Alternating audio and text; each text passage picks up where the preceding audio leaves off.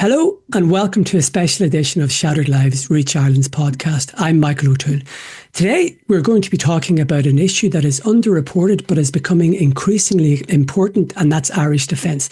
And we're going to be specifically talking about our ability to police and patrol our skies. Now, in recent days, Tánaiste and Minister for Defence Simon Harris said that he was convinced that the Air Corps needs what I would call jet fighters, or what the expert would call jet interceptors. Now, this is a significant development, and to discuss what this means for the Defence Forces and for Ireland in general, I am joined by two former Air Corps pilots, Declan Daly and Kevin Phipps. Now, they have both written very interesting articles about this subject in recent days, and I'm going to shamelessly pick their brains. So we'll say hello to Declan first. Declan, hello. Hi, how's it going, Mike? So you're a former Air Corps pilot yourself? I am, yeah. I joined the Air Corps in 1999, initially as an enlisted man, as a recruit. I served very briefly as an airman, and then started in the cadets that year, and finally got out the other side or retired in 2019. And did you enjoy your time in the Air Corps? Yeah, I loved it. I mean, there was kind of each individual part of it. There was a lot of very, very interesting stuff to do. The flying obviously was fantastic and very rewarding. A lot of the other projects that you would work on were fantastic and very rewarding, and I think it was just for myself, it was just kind of a natural progression to kind of follow my interests were still to stay flying rather than necessarily anything else. By the time I hit 20 years, so that was me in 2019, and I am at the moment flying for CHC, providing SAR for the Coast Guard. But that's me. So you pilot the helicopter, the Sikorsky? Yeah, that's correct. Yeah, and that's been me more or less throughout the entire time I was there. It was mostly helicoptering, as they would say, between the Gazelle, Dauphin, the 135s, and then primarily on the 139 for what was where I spent most of my time while I was there. Before I come on to Kevin, just a quick question: do you have to choose very early on in the Air Corps if you're fixed wing or helicopters? Oh, you can choose all you want, but what happens after that is entirely irrelevant. Yeah, no, people can make their choice, and then it just comes down to the exigencies of the service, as they say. So in our class, it was 4 and 4, 4 fixed wing, 4 helis, because that's just where the vacancies were. There is options. Guys have cross-streamed later in life, but I think people are usually happy. No one seems to be too unhappy where they end up anyway, and they settle into their home very quickly then at that stage. Okay, so Kevin Phipps, thanks for joining us as well. You were a fixed wing pilot in the Air Corps. Yeah, that's right, Mick. Both myself and Dec were in the same cadet class. We were in the 76th Army cadet class, and then we were in the 20th regular Air Corps cadet class. So I think we graduated in, was it 99 now at this stage, or 2001 actually we got our wings, but I chose to go fixed wings. So initially flew Cessnas for a couple of years, doing the Army co-op stuff, the cash escorts, surveilling those as a comms relay. Then I ended up flying the CASA, the Maritime Patrol Aircraft, for a little stint on that, and then I was lucky enough as a young officer to get onto the government jet for 4 years. So I was lucky enough to fly all around the world in that aircraft, the Gulfstream 4. Even got as far as Australia in it one time. I remember we brought Dermot Ahern to East Timor. So it was some fantastic flying on that aircraft. Then I spent a period on the ground then, and I actually served overseas in Kosovo in NATO headquarters. That was really, really interesting. Actually, I was a logistics officer in the headquarters group in NATO headquarters in Pristina. And when I came back then, I did another little bit of a tour on the ground as an adjutant. And then I ended up doing my last 4 years as a flying instructor on the PC-9s. So I retired in 2015, and since then I've been an airline pilot. Is it different? How different is it being a civilian pilot to being a military pilot? Well, I mean, flying airplanes is pretty much the same, but in the military you tend to do some of it upside down, which you don't necessarily do in an airliner. But for flying in as an airline pilot is a fantastic. It's a fantastic job. It's very varied. Sometimes it can be hard work. During the summer when you're working full on, it is hard work. But overall, I would recommend it as a transition for anybody. Okay, so let's get into this, because I was really struck by what the Tánaiste had to say. I was saying off air that I was at the press conference in the Curragh camp last Friday when the Tánaiste said we need jet interceptors. Now that came as a real shock to me, because I was expecting him to say, when he was asked about it, look, it's something that we'll consider, and government speaking, he just said, yeah, we need them. Declan, were you surprised by what he said there? Yeah, I mean, look, it's a service that people have been advocating for years for an air policing service, and the flight safety reasons are well laid down, and the constitutional reasons why we should be doing it are well laid down, I think, at this stage as well. But yeah, to actually hear them come out and say it and say that, expenditure will be made or is intended to be made is quite a big deal. It is part of LOA 3 from the Commission on Defence, Level of Ambition 3. And the move to LOA 3 was, as fast as possible, was signposted in a programme for government. But it always seemed to be they were going to go through the full part of LOA 2 first and then, sequence it in that direction. But to actually move straight to that is good news, but as you say, surprising news as well. And I think it's just a case of how and where and when and how much and all the rest from there, Kevin, I might ask you, is Ireland effectively undefended in the skies? Well, look, Mick, effectively we are, right? Because if you look at what we'd intend to do to police our airspace, we'd be talking about intercepting the likes of a Russian aircraft flying down the west coast, the likes of an airliner in distress. And these are aircraft traveling at high speed and at high altitude, okay? So to do that, really, you need to be flying a supersonic fast jet, the likes of what the RAF have, like a Eurofighter Typhoon, a Saab Gripen, or the commonly known the Lockheed F-16, right? Ireland doesn't possess that capability like most other nations do. What we do have is the Pilatus PC-9. Now, I want to make this quite clear. The Pilatus PC-9 is a training aircraft. It's designed to teach people how to fly. Okay, but what we did when we got them delivered was we upgraded them with a weapons package, so we can fire 0.5-inch machine guns off them, and we can fire ballistic rockets off them, and they're guided. They're unguided munitions. Now there is a targeting system in the aircraft through the heads-up display, which allows you to quite accurately fire those weapons. Okay, but that's a slow aircraft. It's a low-flying aircraft, and it's only really effective in intercepting slow-moving aircraft like a Cessna or a helicopter. Now, the important part to say as well is these aircraft aren't on the likes of what you would call a quick reaction alert, where they're poised to dispatch at 24/7, to intercept a rogue aircraft, right? We employed them on set-piece security operations, like when Queen Elizabeth visited Ireland, right? So we would have had 2-3 aircraft pre-planned missions to go up, fly in a holding pattern, all right?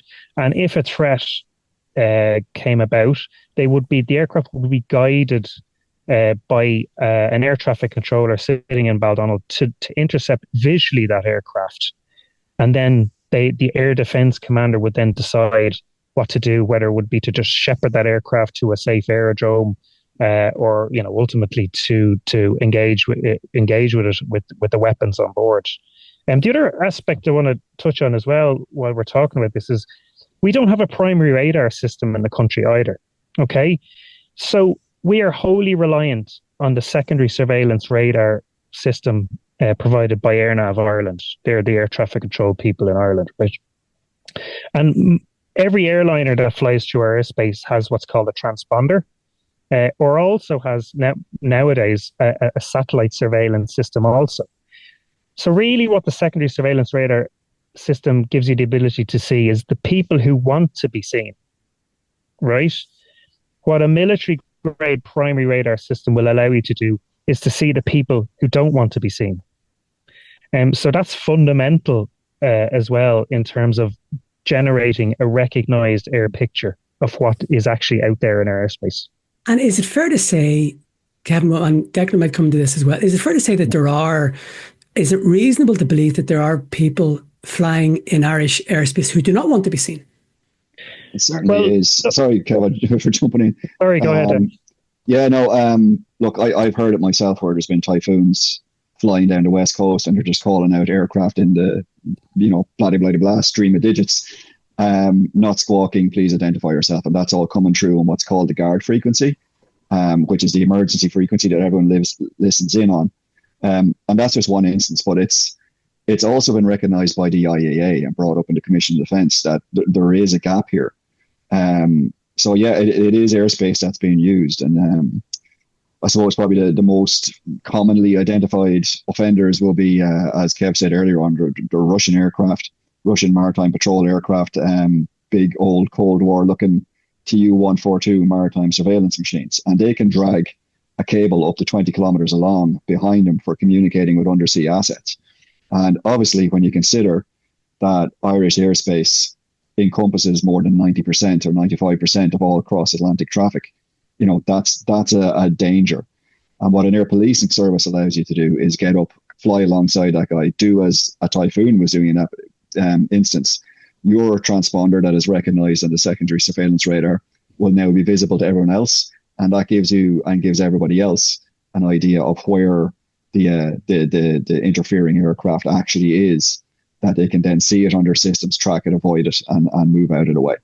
So Kevin, it's because you see media reports about, I think they call the Russian Bear. Is that the Bear? Is that the big Russian plane that has come down off the west coast a couple of times? But it seems to be quite minor. Would it be more common than we, the public, know about unidentified planes in Irish airspace? Well, it's hard to know because those aircraft were intercepted by the RAF, and it was highly publicised at the time. I mean, personally, I wouldn't be privy to any of that information, and it's just the stuff that I would pick up online and notice about stories like that. So it's quite possible that there's activity going on routinely out on the west coast that we don't know about. I'll just touch on a point that you were talking about earlier about the seeing what's out there. And you'll know as a crime correspondent how many bales of cocaine have washed up on the west coast. I'd ask the question, how many aircraft are flying in under the radar, so to speak, into Ireland at night? I mean, there was a story of a Cessna 172 that was apprehended in Abbeyshrew after an intelligence-led operation, and so many millions of euros of cocaine was found on board that aircraft. So this stuff is happening. We just don't know about it. See, I think it's the great unknown. We can talk about the Russians. Okay, that's well publicized, but I think you're absolutely right. That was an intelligence-led operation, so that the clues in the title, the Gardaí or the DEA in America or whoever, Europol, had intelligence about that plane, and we know that there were previous flights that got through. So we don't know how many other planes the Gardaí or intelligence agencies were unaware of that have landed in God knows what airfield or anywhere in the country, really. So even from a crime perspective, we're very weak in knowing what planes are coming in. Well, that's exactly it. I mean, I know the Commission on Defence talks about implementing a recognised air picture, and it talks also about a maritime surveillance picture. So what that's generating, as you said, is intelligence. That intelligence can be fed through the air defence system to scramble a fighter jet, or it could also be fed into the Gardaí's intelligence system in terms of apprehending criminals. So really, I mean, I know Cathal Berry was talking about this. He was one of the first people I heard, talking about policing the skies and air policing. It's really important, even from a crime perspective, that we know what planes are coming into Ireland, especially those who do not want to be seen. Yeah, exactly. I totally agree with that. Okay. I'd kind of jump in to make the point as well that this is not a new problem. If you look at every prison in the country, over their yards, they have cables and wires and nets stretched over there. And the original reason for that was a fairly famous use of a helicopter in an unauthorized manner.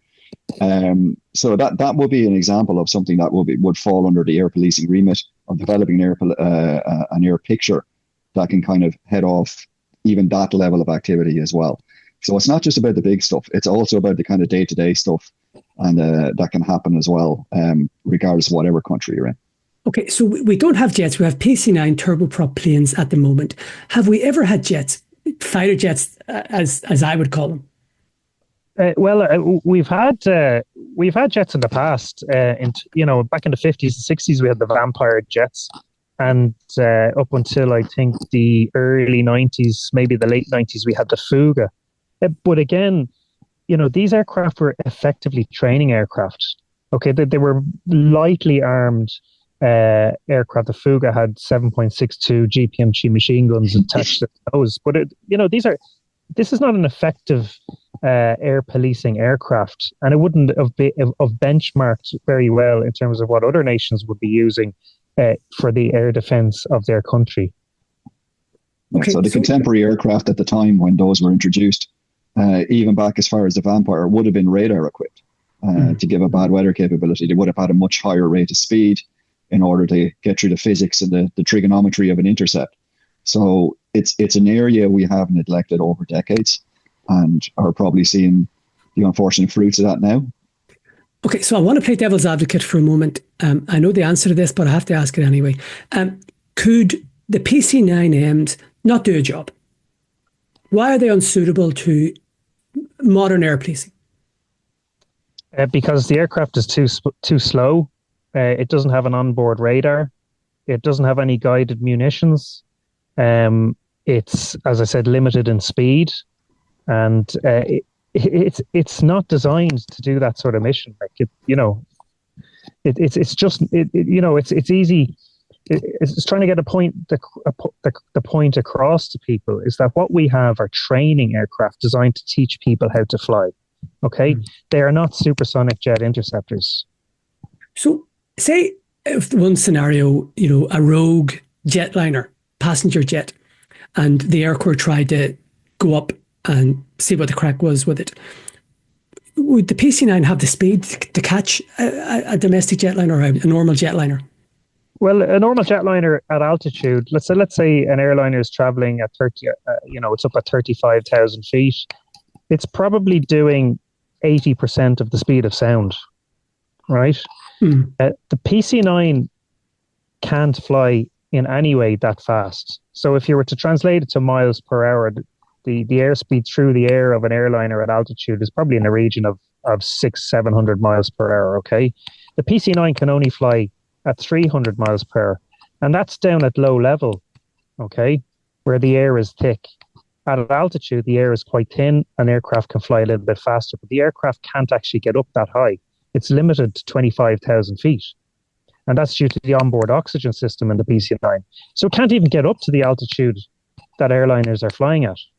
So if, please God, this would never happen, but if there's a plane is hijacked and it's going at 30,000 feet at 600 miles an hour, whatever, we just don't have the facility to even go up and try and talk to it visually. Exactly. No, we don't. Yeah, no, I mean, the thing for people to realize and kind of take on board is when you are trying to conduct an intercept, you need to generate a massive speed difference between the two aircraft, because it's not like an exercise where the aircraft is sitting there waiting for you. It's going to be coming from a direction that doesn't suit you, at a height that doesn't suit you, at a time that doesn't suit you. And you have to then use the performance of a high-speed aircraft to get into a position to visually ID it and see what course of action needs to come from there. And that's where you need the speed and the endurance and the performance of a much higher speed aircraft. And again, this is purely for a policing role as well as anything else. Yeah, so it looks, if the Tánaiste says we need jets, I think that's a very strong indicator that we're going to get jets. Okay.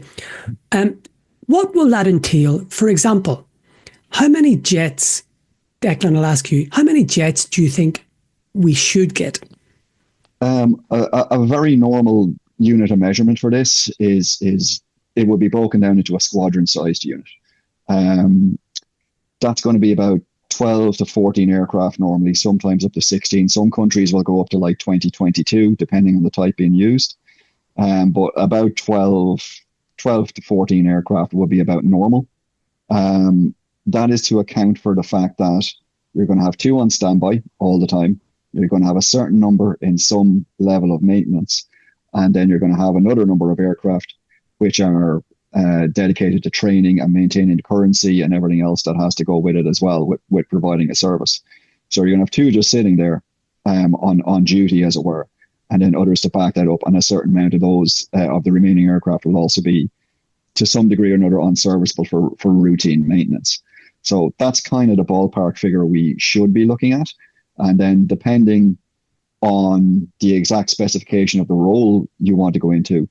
So if you're talking about having to sustain an escort of an aircraft off the West Coast, for example, you might need, if you buy a shorter range aircraft without buying a tanker, you will need a larger number of those aircraft to keep replacing them on a rolling basis during the whole period of that escort.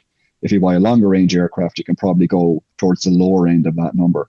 But that's really depending on the exact spec of what you want to do.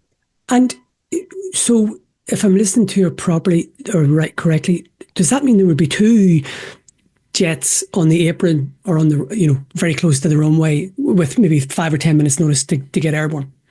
That would be the standard. Yeah, that would be the standard. You see, I think maybe it's a good thing, but I think Irish people aren't really used to this, and I don't think they know what it all entails. People think, we'll get a couple of jets, but this means having armed jets available 24/7 at a certain amount of minutes notice to go up and see what's happening in our skies. Yeah, that's exactly what we need. If you look at what happens in other countries, like the likes of the RAF, they have two jets on standby 24/7, based either in Scotland or in Lincolnshire on the east coast of the UK. So, if they have about 6 primary radar sites dotted around the UK, which feed in through secure fibre optic lines to a control centre in RAF, I think it's called. And so they process all the data coming in from the radar. So let's say they have to intercept a Russian aircraft coming down from Norway. That's after being picked up on the radar. They would feed that information into the RAF control center or the RAF command center, and then they would give the order to scramble, which would be sent then from the control center in RAF Bulmer to the airfield with the two jets on standby. The pilots would run out to the jet, start it up, head out at full afterburner and head towards the contact. And that's what's called a QRA, or quick reaction alert. And that's what would be mirrored in most countries. Interestingly, actually, the Swiss had a bit of an incident there a couple of years back, where their Air Force were really only Monday to Friday, 9 to 5. And an Ethiopian airliner had a bomb threat in flight. And the Italians and the French had to scramble their jets to shepherd that aircraft, and it landed into Zurich at about 6 o'clock in the morning.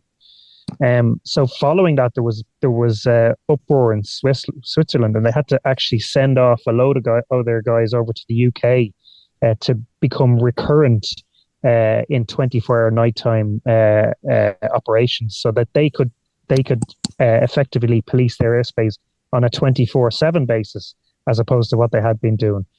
So again, they would have two jets on standby, two F-18s on standby all the time, ready to react to something that happens in their airspace.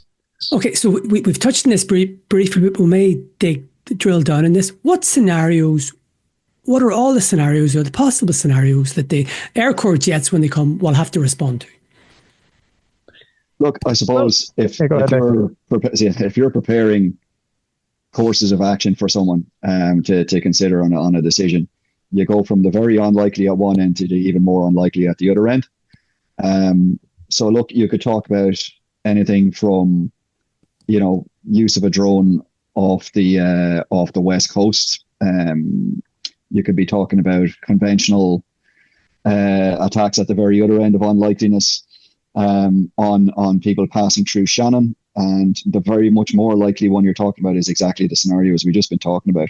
It's lost aircraft, it's aircraft in distress, it's aircraft who have had some form of damage and are coming back in. And the usual one, the most normal one, is that it's an aircraft that's either lost communication with its transponder, or it's an aircraft that's lost communication with its comms, and it's about shepherding that aircraft back into land. So predominantly, it's a flight safety tool, and then it also has the effect of combating criminality and then combating security risks as well.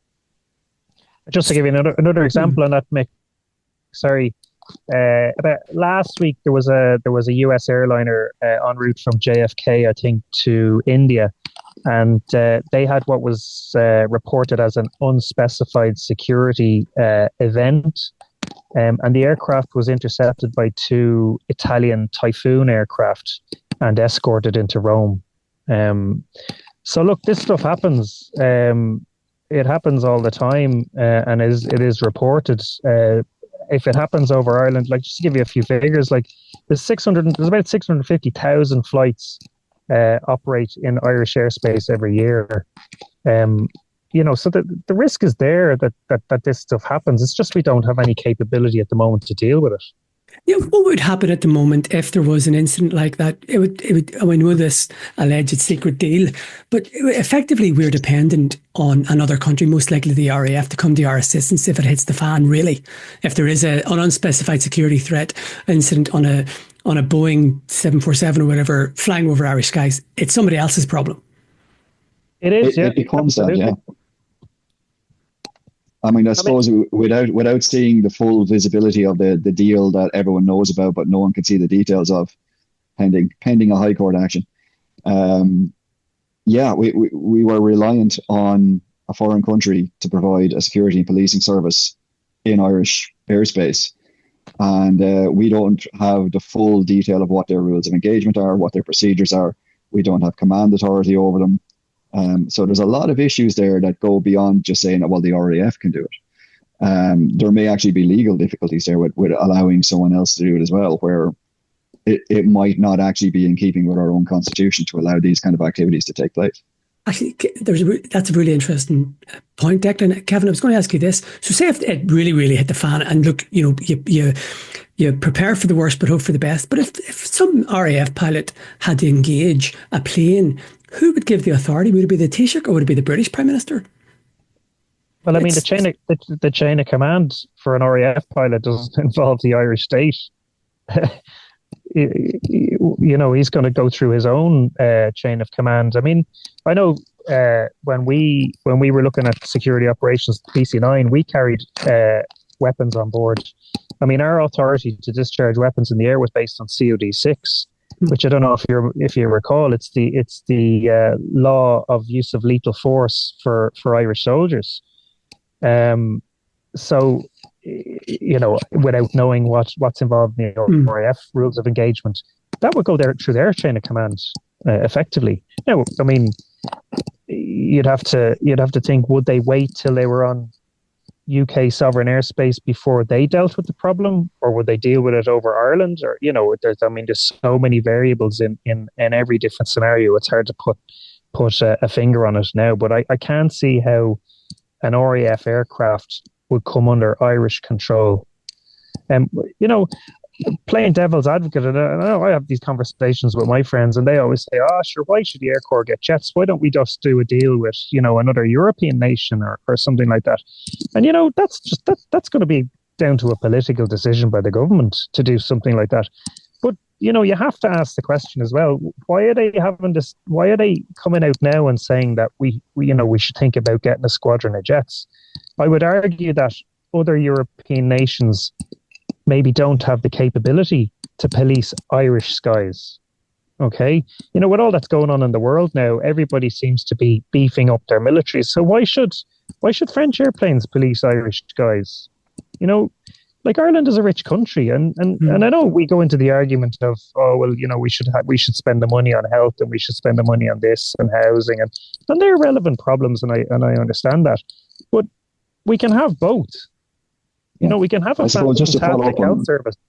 We can have a fantastic health service and a military that can do jobs that is expected of it routinely, which it would be the standard in other nations. And sorry, Dec, just before you come in there, like the defence budget has handed money back to the Exchequer ever since I joined as a cadet every year of unspent budget every single year.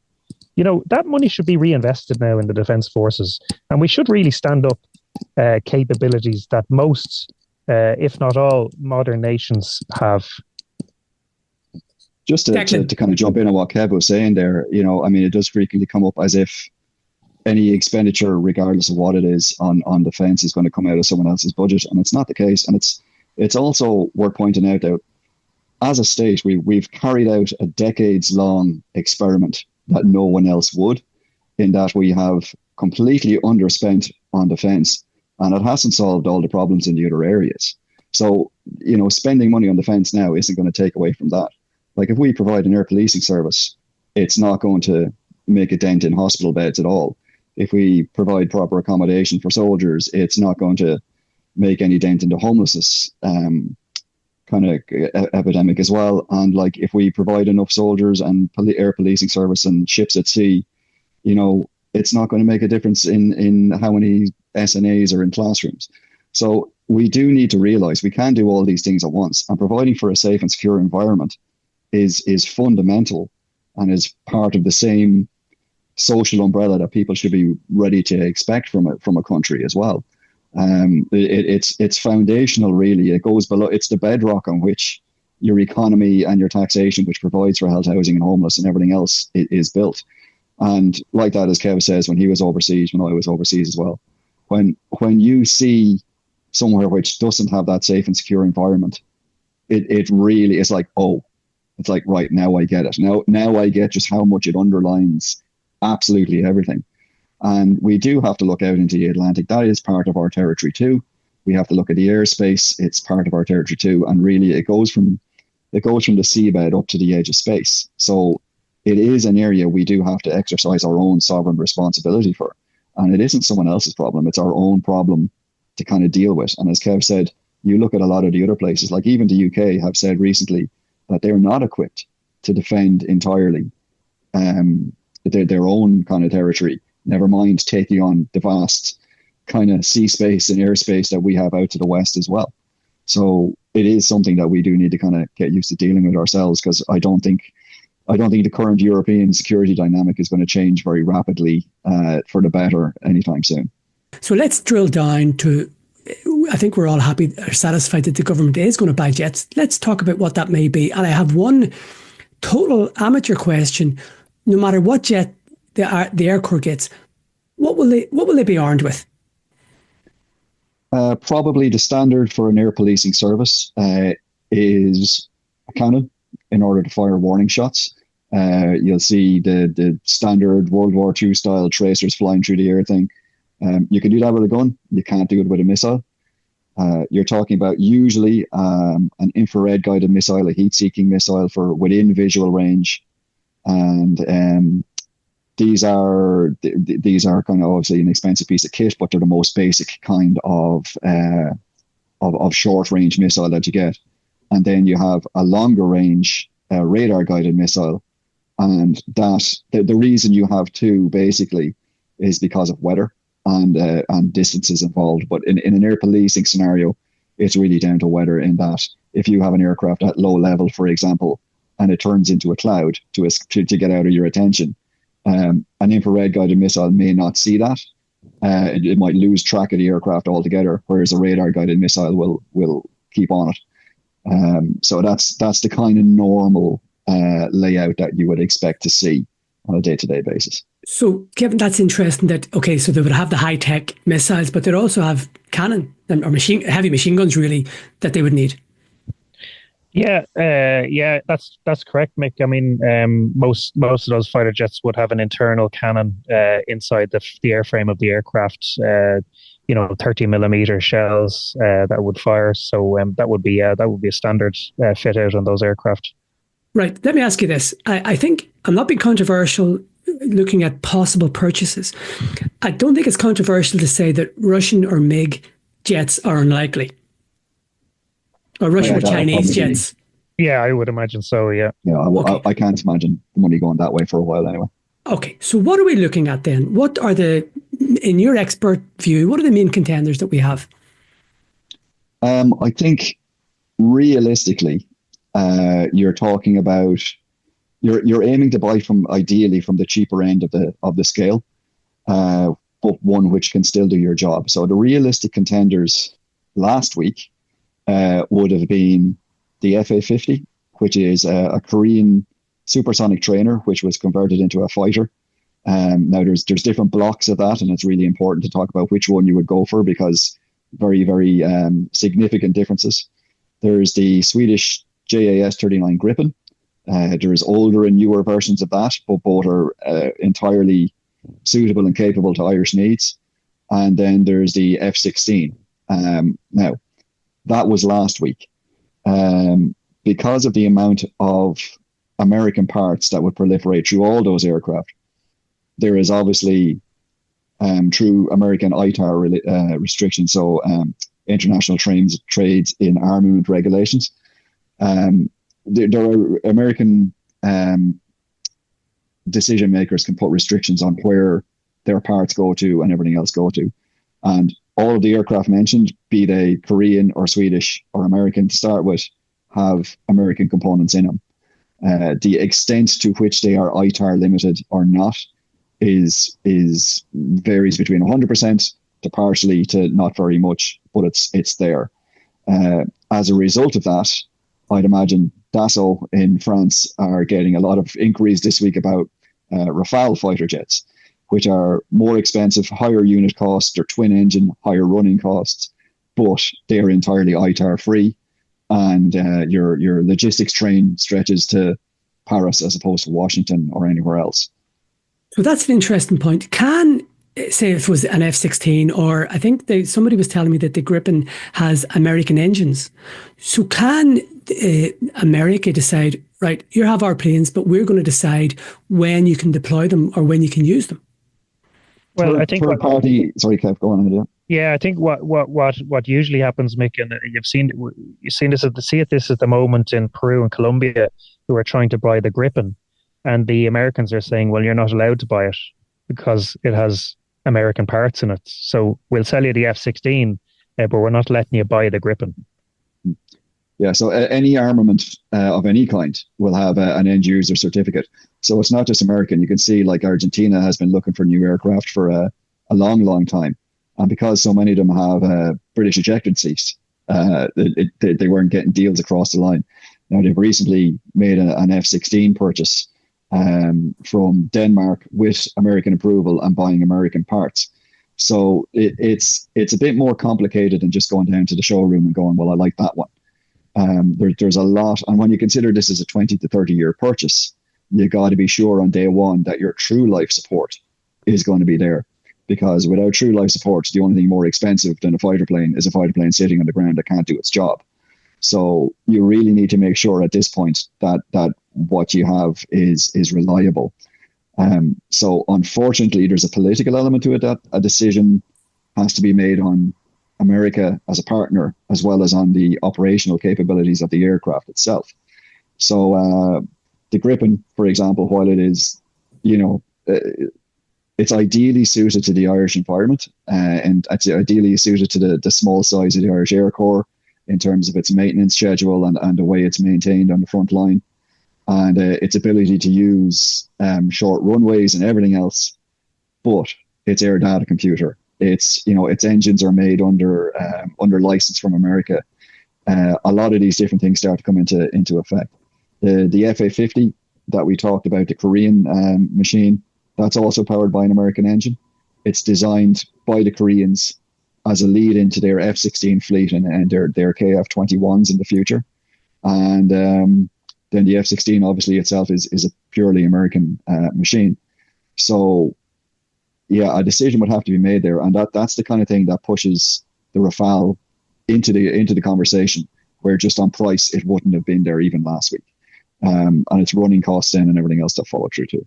So if you had to pick one with all the factors, do you think the Rafale would be the best option, even politically?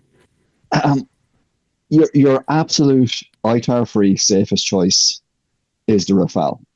If you could make the decision based on anything else, it's probably the Gripen. And then the FA-50, I think, would probably come in third place. I think the F-16, I probably wouldn't. It wouldn't have the benefits of either necessarily. It's a great performance machine. I'm not saying anything about that, but just in running costs alone, it doesn't have the benefits either of the cheaper aircraft, or the, it's not as free from political complications as, say, the Rafale would be. Kevin, would you agree, or what's your view on what the best one would be? I'm going to sit in the fence, Mick.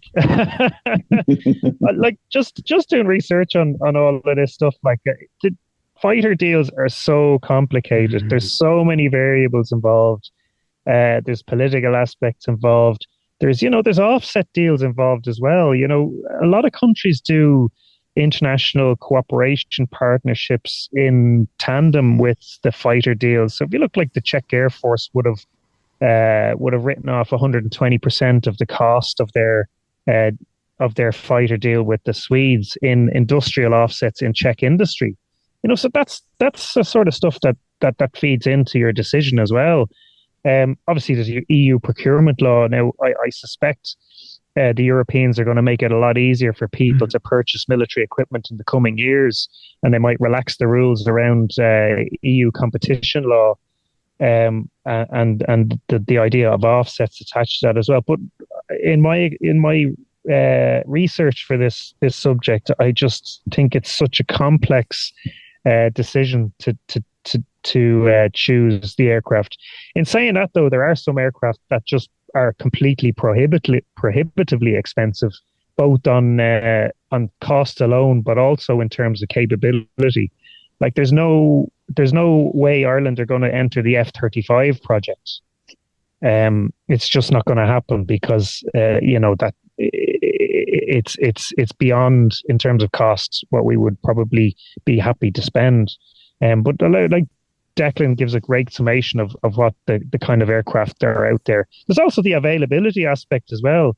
If you order, look, Croatia ordered the Rafale in 2021, I think, and they're only starting to be delivered now. Let me just check that for you. So they were ordered in 2021, and they're getting 6 this year and 6 next year. So that's a 3-year lead time as well. So it's not like you order these aircraft and you get them shipped out from the factory 6 months later. So that that could feed into whatever decision the government have, depending on how serious and expeditious they want this to happen. Bear in mind, the radar system isn't scheduled to be delivered until 2028. So are the government going to, I would advocate that if they are serious about this, they start looking now seriously at how they're going to get involved in the fast jet business, so that they can actually use the radar information when they have it in 2028. Let me ask you this. Are there 3 options: buy new, buy second-hand, or lease? People might be surprised that you can actually lease fighter jets. You can do a PCP on a fighter jet squadron, Mick. Wow. Okay. Well, I'd love to know the mileage in that. Talk us through the pros and cons of each one. The Gripen obviously is the one that is leased most frequently, and Saab have indicated that they will continue with that model for the newer Gripen E as well. So the attraction of that one is that we're dipping our toe into this. So the attraction of that is you have a 10-year package, you have necessary spare supports, training, all that you can include in the contract. And if at the end of 10 years you find this is too much, it's not enough, we're not getting what we need from this, or whatever it is, you have the option to go on to something else. Buying new, obviously, you have the benefit of an aircraft that has its entire life of flight hours and fatigue lifetime and everything else available to it. And, the cost obviously reflects that as well. And then buying secondhand is not necessarily the best option that people might think it is, because you have an aircraft that has obviously had a service life with someone else. They've gotten rid of it for a reason. Older aircraft tend to have higher maintenance costs, and you could be potentially dealing with obsolescence of component parts as well. And in terms of its ability to perform the role in a modern context in 10, 15, 20 years' time, and in its ability to actually source spares.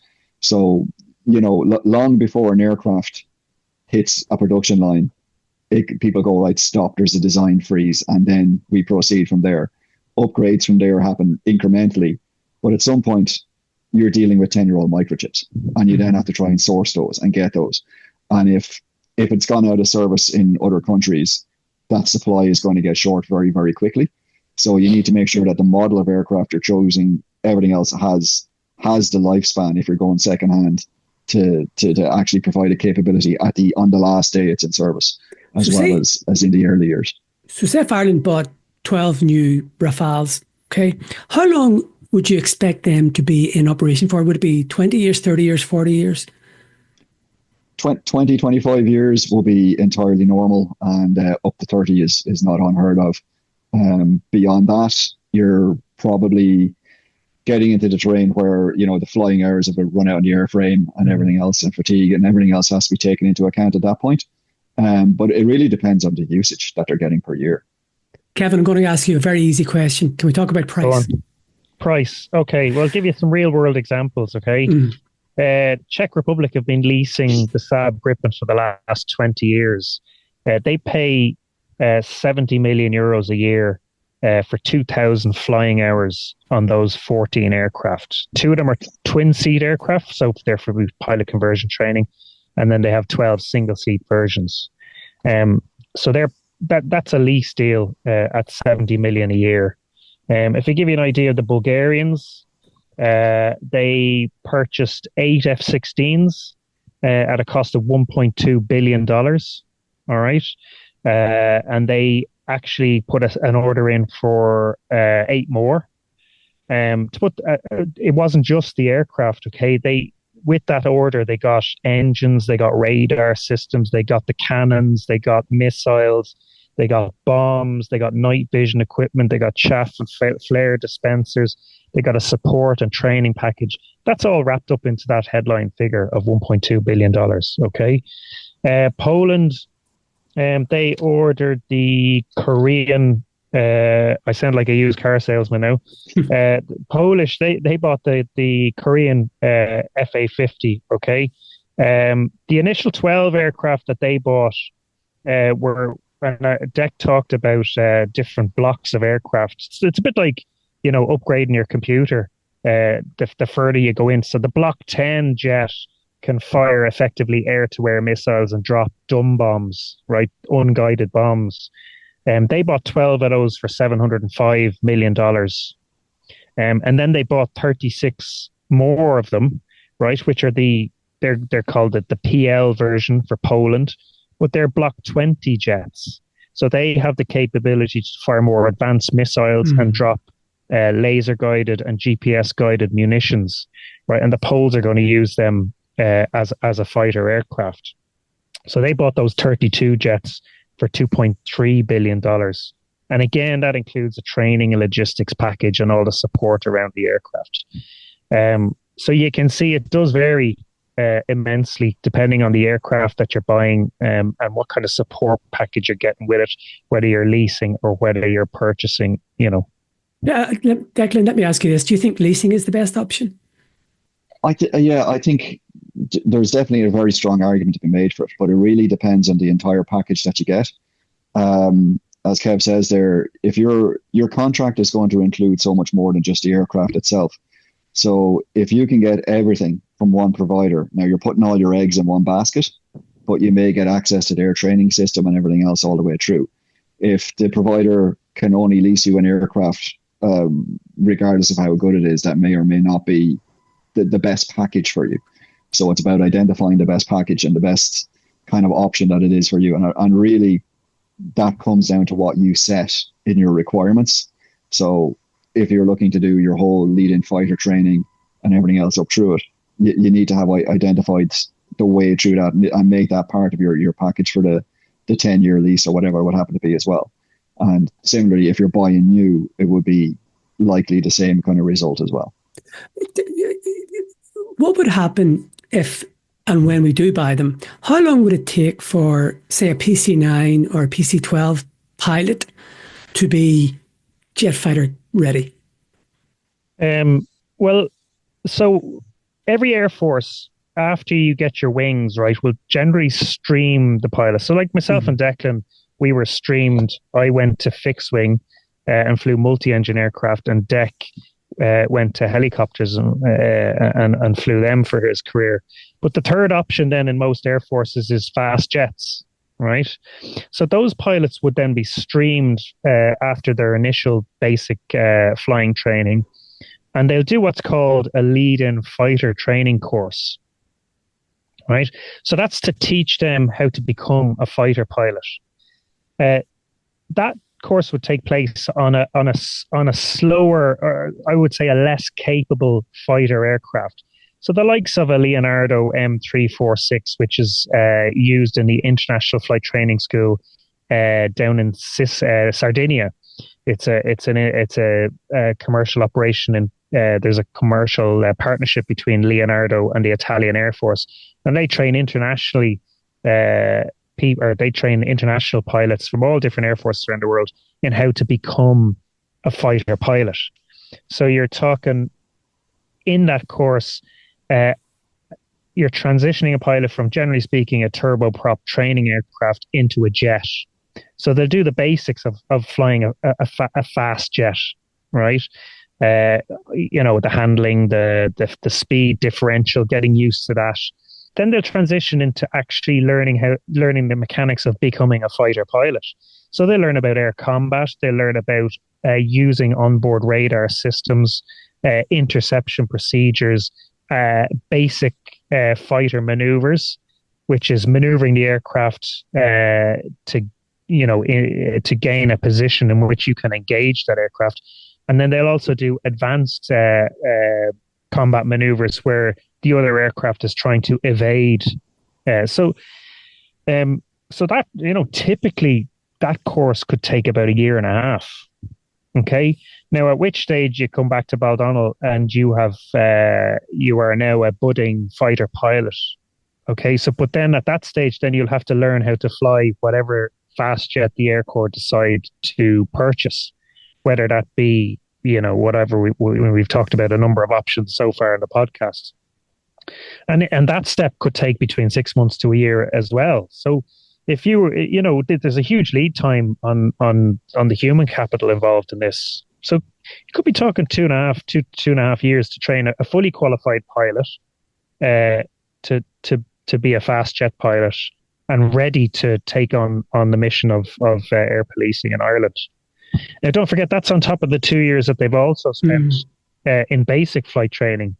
So as soon as, let's say, there's somebody listening to this podcast who's doing their leaving cert at the moment and is interested in becoming a fast jet pilot in the Irish Air Force, once they walk through the gates in Baldonnel, you could be looking at 4 to 5 years, depending on how quickly the training could be sequenced, to being a fast jet pilot.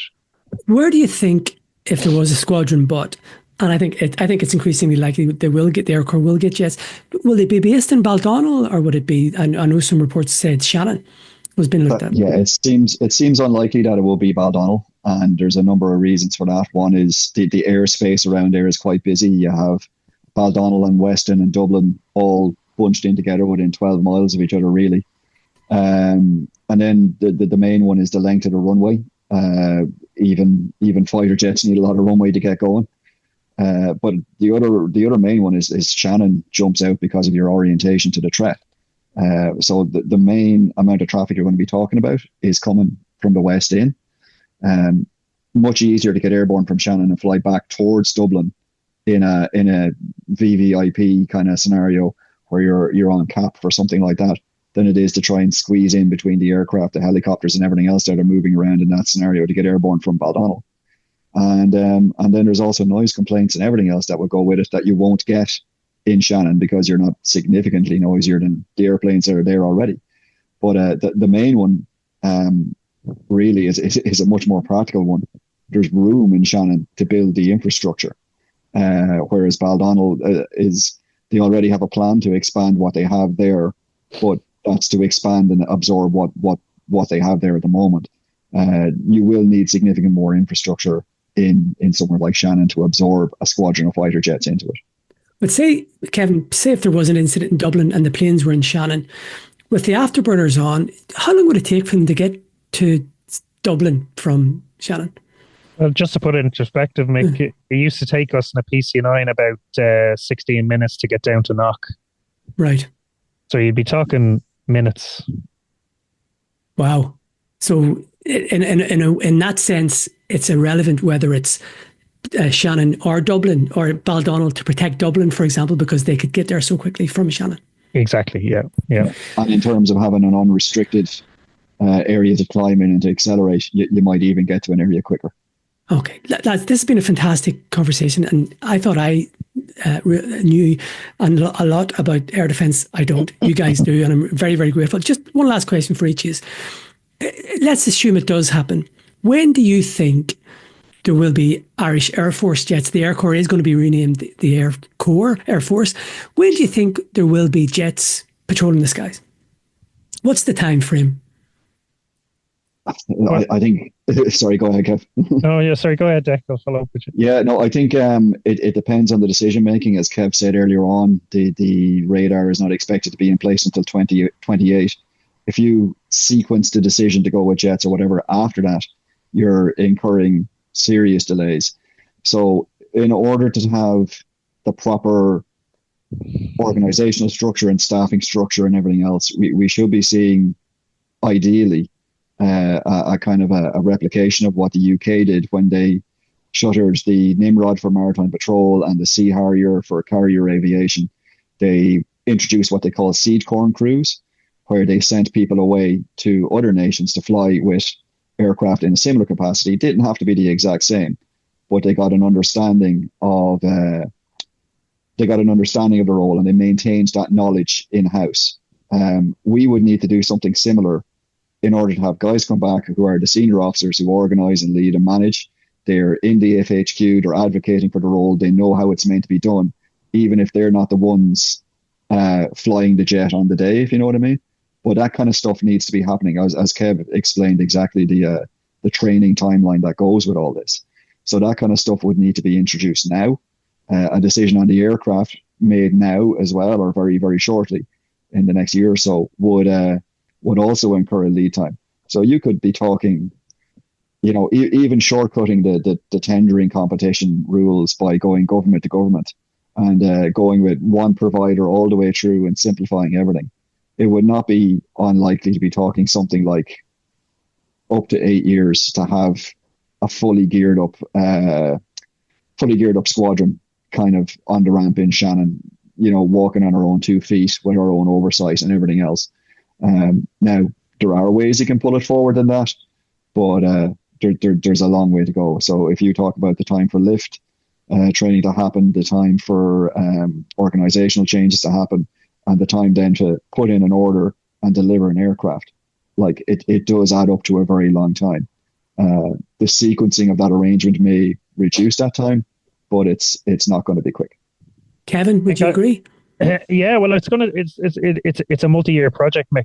What I'd like to see, talk is cheap, and I've heard all these stories before in the past of the Air Corps getting jets. I'd love to see a concrete commitment to it. So, for instance, right, we have 2 Air Corps officers on exchange with the Australian Air Force as we speak. They're flying multi-engine aircraft down there, okay? If we're really serious about that, I don't think it'd be much of a stretch for the next 2 lads or girls that go down there, that they end up in a fast jet squadron down with the Australian Air Force. That would tell me that actually, people are really serious about this. Because, like I said to you, there's a huge training footprint. The Air Corps is going to have to expand as well to cope with all these extra commitments. So I don't think it's unrealistic to suggest that with all the extra commitments that are detailed in level of ambition 3 in the Commission for Defence Forces report, you could see at least a doubling of the size of the Air Corps. At the moment, there's only 886 people on the establishment. There's only 100 pilots in the Air Corps. I don't think it's unreasonable to suggest that establishment could at least double to cope with those extra taskings. So it's going to be a long time and it's going to be very complicated. Yeah. Wow. Basically. Right. Chaps, I'm very, very grateful to you. It has certainly opened my eyes, and I hope it has opened the eyes and ears of viewers and listeners to Shattered Lives. But it's been very, very informative and entertaining, and I've certainly learned a lot. So Declan and Kevin, thanks very much for talking to us today. Thanks very much, Mick. No problem, Mick. Thanks very much.